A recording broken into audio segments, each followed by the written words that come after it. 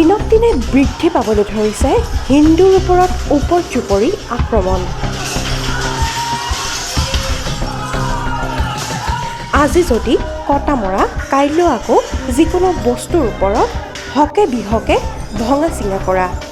ঠিক সেইদৰে মন কৰক এই ভিডিঅ'টোলৈ।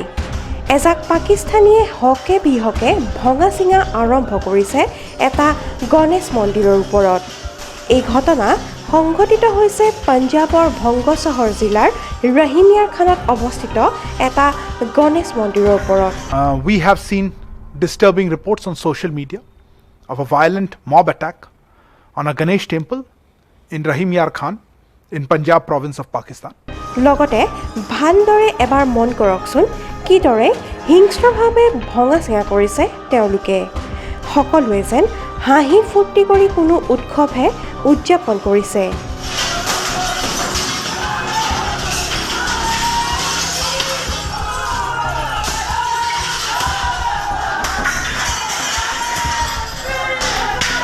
আৰু কিমান এইদৰে আক্ৰমণৰ বলি হ'ব লাগিব পাকিস্তানীৰ ওচৰত এই হিন্দুসকল।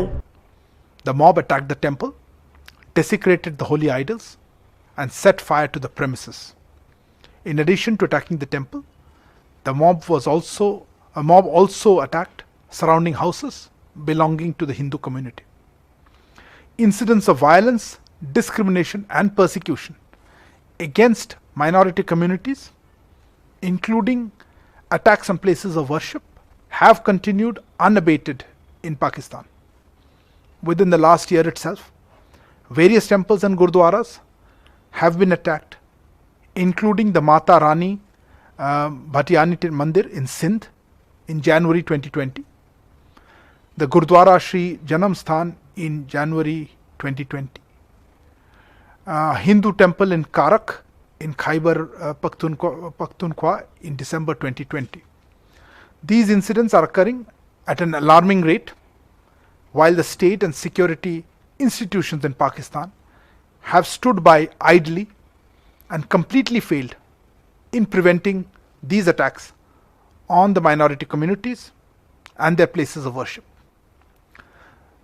The Pakistani Chargé d'Affaires in their High Commission here in Delhi was summoned today afternoon, and a firm protest was lodged expressing our grave concerns at this reprehensible incident and the continued attacks on the freedom of religion of the minority community and their places of religious worship, and calling upon Pakistan to ensure the safety, security, and well-being of its minority communities.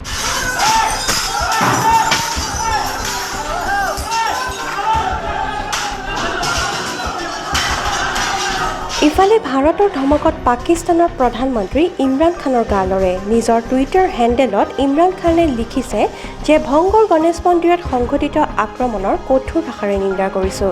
ইতিমধ্যে মই সকলো দুষ্কৃতিকাৰীক গ্ৰেপ্তাৰ কৰিবলৈ পঞ্জাৱৰ Isaac নিৰ্দেশ দিছোঁ আৰু আৰক্ষীৰ গা এৰা মনোভাৱৰ বিৰুদ্ধেও ব্যৱস্থা ল'বলৈ কৈছোঁ। চৰকাৰৰ তৰফৰ পৰা মন্দিৰটো পুনৰ নিৰ্মাণ কৰি দিয়া হ'ব।